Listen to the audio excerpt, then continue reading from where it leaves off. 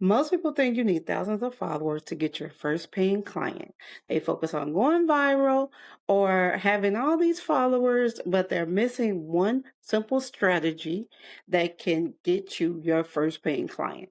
It's a lot simpler than you think, and it's what happened to me, and it can happen really fast.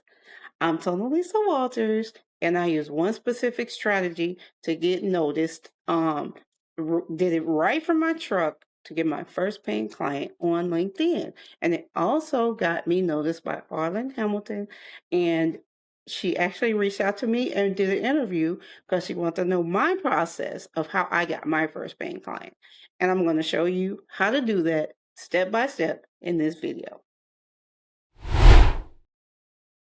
Today we're going to talk about how we deal with imposter syndrome when we're ready to start doing something and step out on our own. Imposter syndrome shows up, and how we can reframe that in order for us to be able to move forward and still take action and not let that imposter syndrome stop us.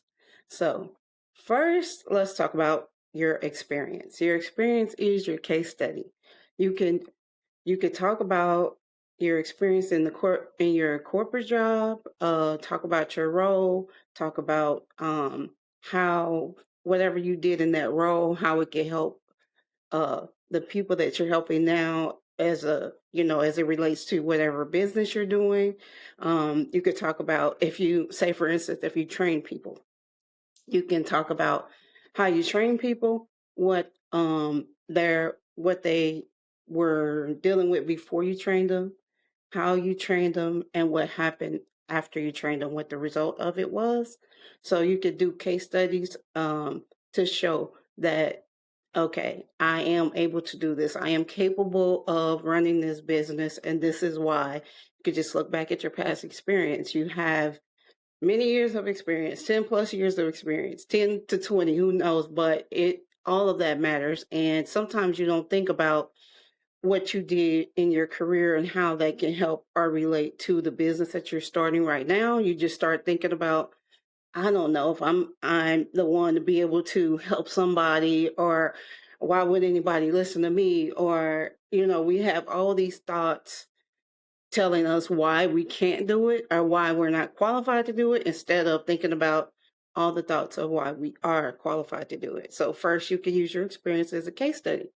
Just think about what you did on your job. And even if in corporate America, even if you didn't um, train anybody or do anything specific to, help another person, you did something in your role to where you can use that and translate how that can help in your business when you start thinking about all the reasons that you can't start a business, or all the reasons why you shouldn't, or all the reasons why you wouldn't be able to help anybody. I'm sure that you would be able to come up with a reason if you start thinking of just looking at your past experience and all the things that you did and what those duties entail.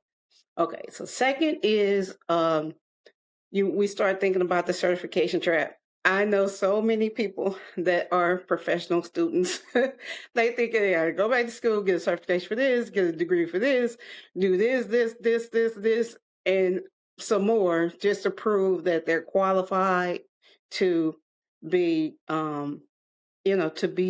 lead someone, to be able to teach someone, to be able to start a business. And we all know you don't, if you look at people that's out there doing things. And I know we all know some people that are not qualified. They don't have the experience that they claim that they have, but because they have that belief in themselves, and they're putting themselves out there and they're visible, they're able to get the clients that they're trying to get, and they're able to run their business and continually run their business. And case in point, the doctor that everyone is mad because they're finding out she's not really a true doctor, but she has clients. She has clients that high value clients that said she was able to help them. So that's what matters. She gonna still make money. She's still gonna get those clients, is what I'm saying. So you don't need to keep going to school, to prove that, I got this, I'm valuable because of this, I'm valuable because of that. Your life skills make you valuable. The things you learned just going through life, that has value, because trust me, you could tell somebody that's going through it right now how to get out of it. So that's valuable, and you could turn that into something that you could teach people, or you could you could open a business to help someone with that. So that's the certification trap. I know many people that feel like they got to do this and do this and do this before they can actually start their business, and really, no, they don't. They don't. They can start right where they are, because usually you're worried about, okay, I need to do this to show that I have all of these qualifications before I can help someone, when you're thinking about you instead of thinking about your client and what they actually need. They don't need that. They don't need that certification, or that bachelor's degree that you're going after. And I'm not saying, don't take this the wrong way, I'm not saying don't get an education or don't get that certification. I'm saying don't keep getting it to try to prove your value, is what I'm saying. So the people that you're needing to help, they're not at the level you are. So you don't need, they don't care about that. They just want you to be able to help them get out the situation they're in. They don't care about the part, all the stuff that you care about. And you'll find that out once you actually excuse me, step into your role and actually decide to open your business and start helping the people you're supposed to help. You'll start figuring out that all these things that you thought were important are not important. So that's number two. Number three, okay, your corporate skills are business skills. Whatever you learned in corporate, like I had so many things that I learned throughout the years that I never thought about how I could turn that into a business skill, or use it into business, for business, because I did project management, I did quality control, I trained people on my job to take my job. So I was already coaching, I was already training, I was already teaching in corporate America, that I didn't think about. Okay, I didn't really relate that to coaching.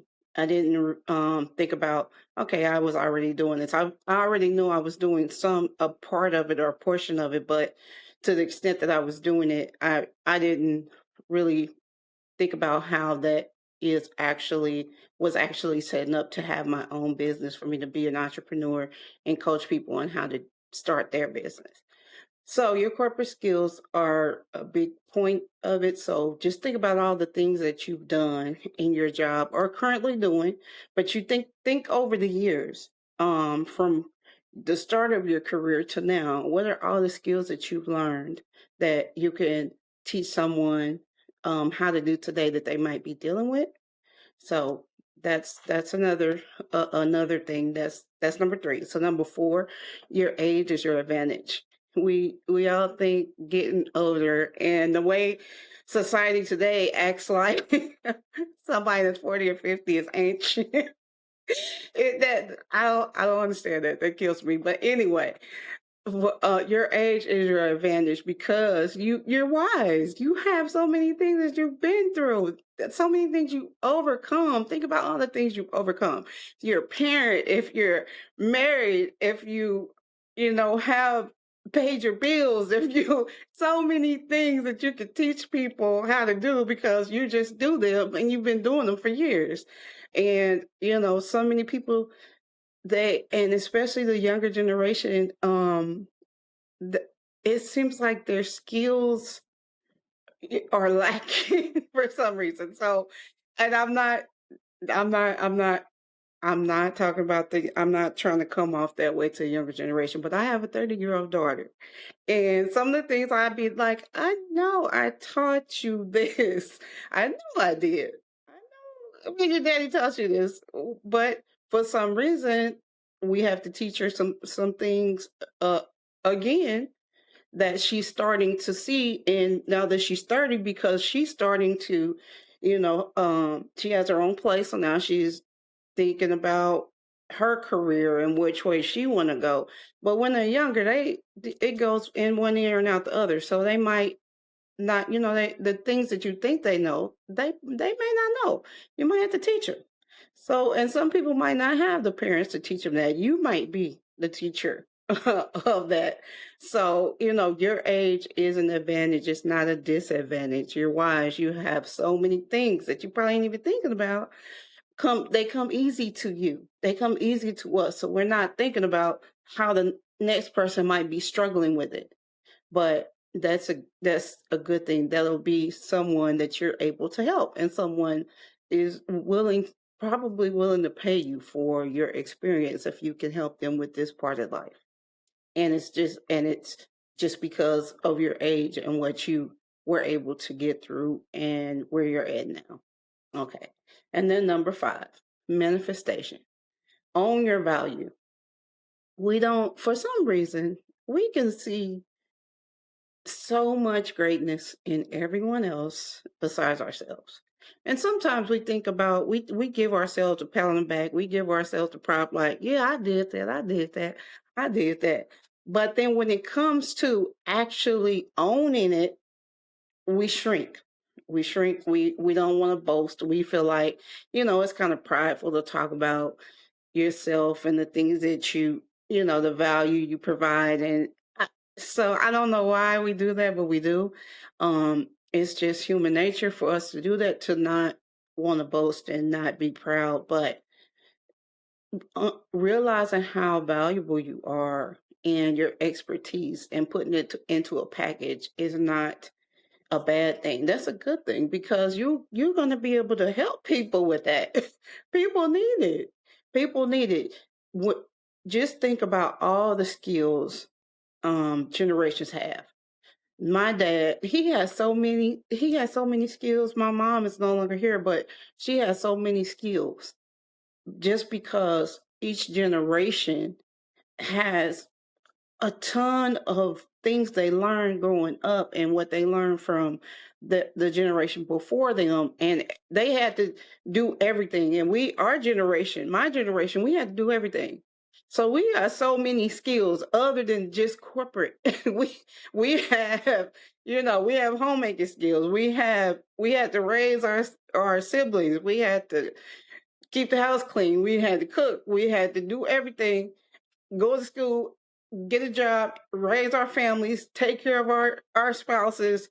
We had to do all of this, still go to work, make money. And so we have so much value.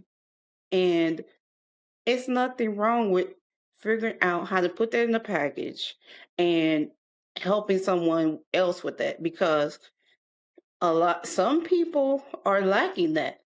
Some people are very smart, book smart, but they don't have any skills over here.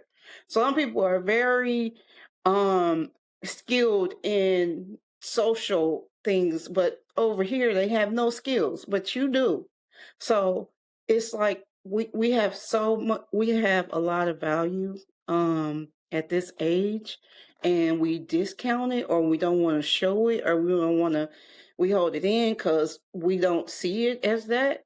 But it is just that you're very valuable. You're wise.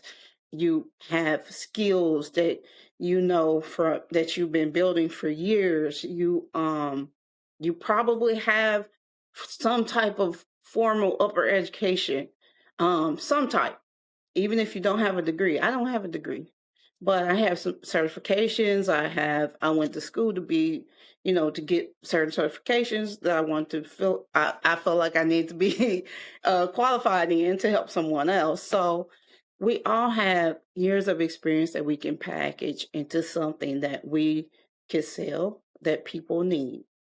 So when that imposter syndrome shows up and you start having those doubts and start thinking, I don't know. I don't know who will pay me. I don't know that I could charge somebody for this. I don't know that I can actually do this. I want you to think about those 5 things and why you are qualified to do this. And you start reframing each one. Each time a thought comes up, you reframe it. and you see you reframe it with, that's not true. I am qualified, and this is why. I am qualified because I got years of experience. I am qualified because I do have education. I am qualified because I do have corporate skills that I can turn into business skills. I am qualified because I'm older and my age is my advantage. I'm wise. I know all about this situation and I could teach somebody this. I am qualified because I do have value.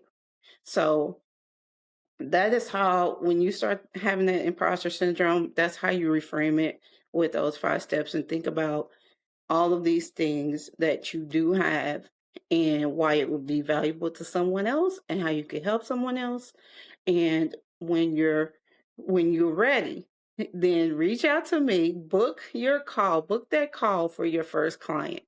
And it's not going to be a pressure call. It's just going to be a working call, a working session where I can just see what your skills are and if I can help you. And that's all that call is about. And if I can help you, then we can move forward. And if not, then I wish you the best. I want every single person to win. I want everybody in the Black community to win. And it's not nothing against any other community. It's just we don't value ourselves enough. And it's time to change that. So I want to help all the women all the women all the women that I can help. Um, and because I believe it, even if I'm not working with couples right now, it's still, uh, if I'm working with a woman, it's still going to help that family. It's still going to help that family. And then, she could teach her family, you could teach your family, business skills and how you don't only have to depend on corporate America. There's nothing wrong with corporate America. You can go to you work your job and learn the skills, and then take that and package it into your own business. You don't have to stay in corporate America.